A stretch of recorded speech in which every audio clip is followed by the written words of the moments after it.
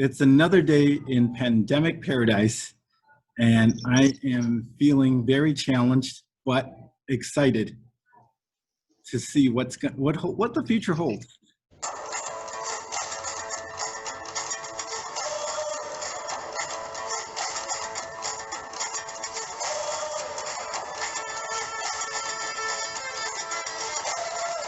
That's Jimmy Seriruk, owner of the restaurant Jimmy Thai Ramen Time in Deerfield, Illinois, which has become a culinary staple on the North Shore.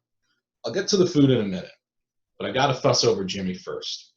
Every interaction I've had with him, whether it's been placing a takeout order over the phone, picking up the order, or dining in, has been a nurturing experience. When I picked up my very first carryout order, Jimmy blew me away with his knowledge of my Miami heat. Another time, when I arrived early for an order, Jimmy insisted I have a glass of wine on the house while I waited. He even welcomed me to squat in the dining room following a late lunch to get some work done. Now the food. A few years back, I had the best ramen of my life in San Francisco's JapanTown. Jimmy's ramen is better, and it always puts me in a better mood. I'm not alone, because Jimmy Thai Ramen Time won the Chicago edition of Restaurant Wars Best Restaurant in a March Madness style bracket competition in June. When the pandemic struck, Jimmy Thai Ramen Time was one of the first restaurants to pivot to curbside carryout. Though we are in phase 4 of Restore Illinois, Jimmy has chosen to take the safety first approach and will continue to only do 100% COVID-free curbside pickup and delivery services for the time being. When you realized that you were going to have to close your dining room, what did that feel like? I was deeply concerned. It made me feel very uncomfortable because you're going from lunch lines sometimes out the door, a very challenging lunch because people order the counter, we bring food to them, they're on the time. It's time sensitive. They want to get their order as soon as possible, so they can enjoy their lunch. And then we go from 200 to 250 guests per lunch. All right. And then dinner, nice families coming in, just enjoying 150 to 250 guests. And on weekends, possibly 300 if we turn the tables and people down. And in addition to carry out, to go from that to virtually zero lunch, sometimes 5 orders for lunch, it's picked up a little bit. But to go from that made me very uncomfortable. And the really concerning thing was everything that we worked for the last few years. I mean, I stressed to my team, everything we worked for as far as the team being my wife, May, daughter Midori, the wonderful chefs and staff that we have. They worked so hard to get to where we are, and it's truly a team. And then all of this could be gone, if we don't get the vaccine in a couple of years, and it might be too late for some people, but I think we're hanging in. But that concerns me, and that we have a loyal staff, and what concerned me was how am I going to keep them employed? It would be concerning to say, look, I'm going to lay you, give you only 2 days because we don't have as much business. And I was a little worried about how curbside was going to be, or carry out and delivery is going to be, because we stopped delivery because we were so busy dining in. And people were, I'll say it bluntly, people were pissed because they're like, well, you delivered to us before and now you're busy, you don't want to deliver anymore. They didn't get it, that our kitchen is only, can handle X amount of business, and I have to be selective in doing quality and rewarding the people that come see us. So it was a challenge, and to answer your question, very uncomfortable and deeply concerning. You feel like you've hit your groove, or interesting you say that. Yeah. It feels like to all my friends, my fellow business friends, it's almost like time just stands still, and you're just, for us, somewhat treading water and make a little bit of ground. But some people are are actually in a mudslide. And it's a shame. Yeah. But you're right. The 2 years, and we've actually built upon our carryout business, which transferred to curbside carryout. And I didn't know how the dine-in would translate to curbside carryout, and it has. So, I mean, obviously they can't come here to dine, but they still like our food, and it's not ever going to be the same as dining in because, by the time you package, there's steam. By the time you take it home, it's good 15 minutes. By the time, you get everybody together, it's not the same product, obviously, but I don't know, man. And I told you this is no secret. I'm a huge fan of the ramen. I rarely have to reheat it. That's awesome. The containers, they carry the heat well, and I appreciate your support. But Of course. ramen has really, how should I say, been in good takeout as far as in addition to Thai noodles and fried rices. People have, especially loyal customers, have said, I'm going to save the extra for lunch tomorrow. Yeah, well, you know what? We never make it that far because I just shovel it down. So you've really been on the ball, transitioning quickly to curbside service, like you were just talking about, and offering terrific specials. It's as though this isn't your first pandemic rodeo. How did you adapt so quickly? I think, when I saw what was happening in Wuhan, I kept up with the news, and I was warning a lot of my fellow business owners and friends that it's coming. It's coming.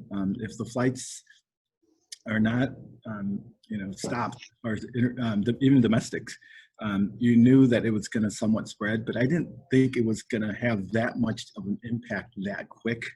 And how we were able to develop was two things. One, I learned from my mentor, Nick Brown. He owns the planning group in Northfield, just a financial and advisor and planning retirement planning guy. He always taught me bad news early is always good, because if it's going to come, you'd rather have it early. And we prepared, and in addition that we built the curbside, not through just any idea. We knew that it had to be contactless, right? But we had one North Shore family. They would come in and dine in around 25% of the time. Other than that, it was takeout, large order, big family. And he works downtown. She has to pick up with the girls. And she said, Jim, would you mind if I pay for it? And then would you mind if I just stand by out in front, because I don't want to leave the girls, if we can bring it out to her? And I mean, they're friends, and it's the right thing to do with customers. It's a wonderful thing. So we said, okay, we'll do it. We've been doing it for a couple of months, and then just that idea. So we said, we're gonna start curbside, and we're gonna practice curbside and do it as well as we can. So that way, our customer base is gonna feel comfortable, and it feels awkward at first. I mean, I'm used to chatting with you in the dining room when we talk sports, and Right. It was great, and I'm thanking you for coming in to pick up, and it's great. But at the same time, if I had to say, well, at this time I'm going to take your credit card if you don't mind, because we'd like to do curbside for you. And it felt awkward at first, but it was the right thing to do, and everyone felt, it was almost like they were like, oh, I'm glad he told me curbside. Because they certainly don't want to make me feel bad by not coming in because of this. And at the time, their CDC didn't warn anyone about masks, so it made sense. Great. So the restaurant business is one of the most difficult there is. I don't need to tell you, but the latest statistic I read is that 60% of restaurants fail in their first year. Do you think that restaurant owners like yourself, who have crossed that threshold and have thrived like you have, do you think you're better suited than other business owners to handle the situation because of that inherent grit and perseverance? Great question. I think in order to survive this, you must have the grit and the ability to maintain the focus of your staff. One, to keep them healthy, education, and having the equipment. And it's so fragile because it could happen to anyone. I mean, we see it, the White House, the governor's office staffers. Doesn't make me anyone immune.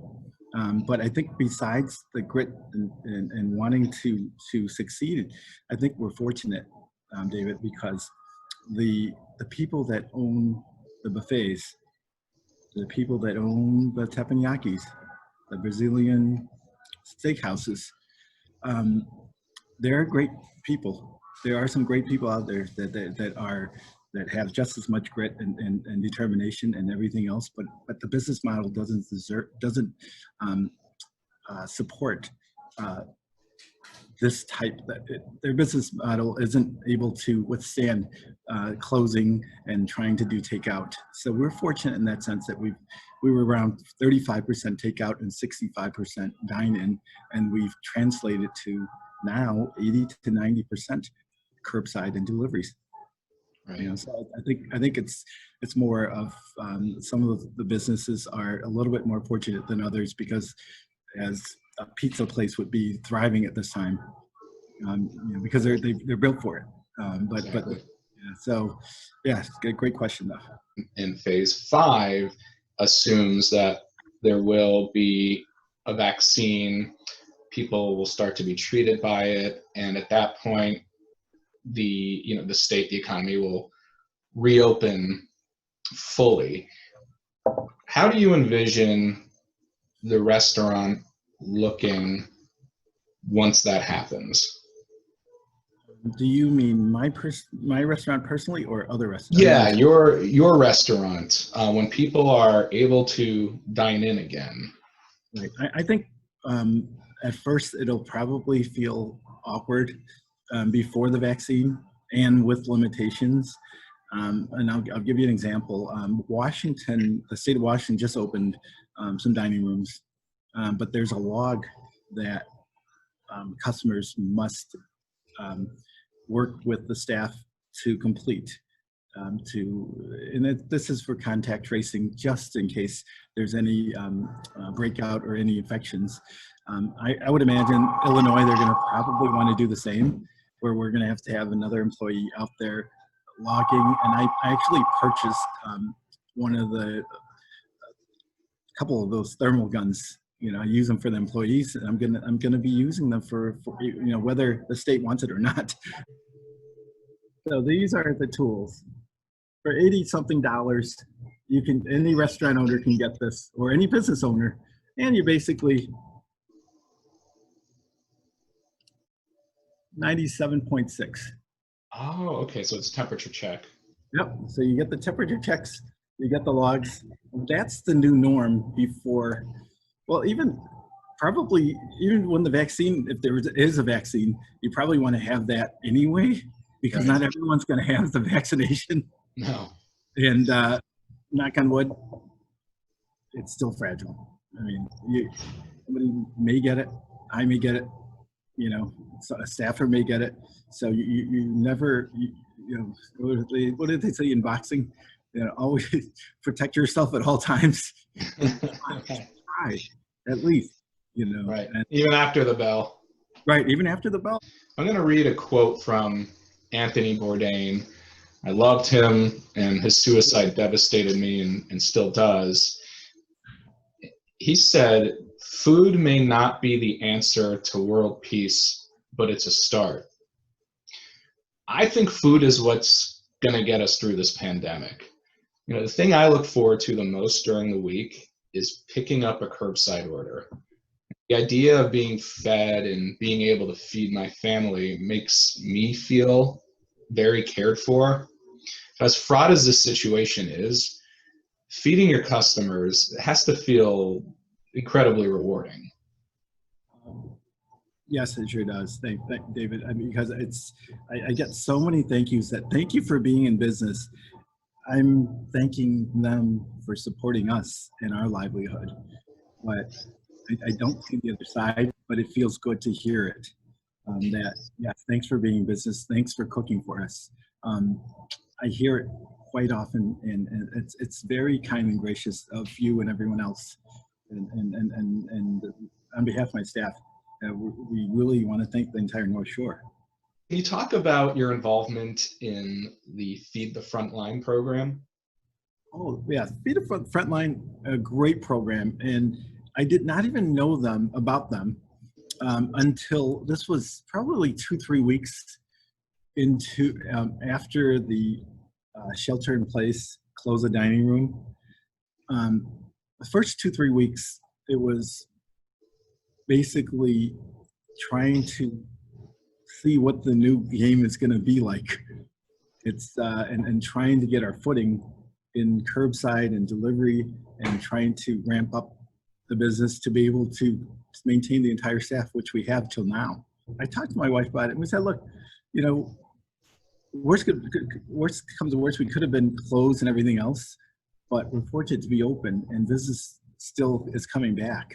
So I said, why don't we support the people? And I'm watching TV, and I'm seeing the people in the front line, just hours hammered, and sadness, and sickness, death, and feeling bad. So we said, you know what? Let's do 50% off for all the first responders. We made that announcement. Not even a week into that, somebody contacted me and said they want to purchase our food, and they were going to feed the front line. I didn't know anything about the organization. Now I do. When they asked me, I said, well, I do half. So why don't I go half with you guys? You don't have to buy it 100%, but that way you'll have more funds to purchase for other restaurants, for other frontliners. So that's when it started with the frontline. Then I find out they will purchase, and we can continue doing it on a 50-50 basis, but they actually go around and purchase from local communities, and they bring it to the emergency rooms, all the frontline people. I even made one delivery, and it's a great cause. I like to close on this question. What's the number one thing you've learned about yourself during this time? Oh, that's a great question, David. You're a great interviewer. You know, as sports goes, we talk about sports. I take what Mike Ditka said at one time very seriously. He always says, you ever look at yourself in the mirror? And I always, when you wake up in the morning, you're brushing your teeth, then you look at yourself in the mirror, but do you really look at and are you wanting to do everything you can for the customers? Are you wanting to do everything for your staff and your family during this time? And I think if I learned about myself, if anything else, been blessed. I could have been down many bad roads, but I'm here, and you know, the good thing is, you know, those things.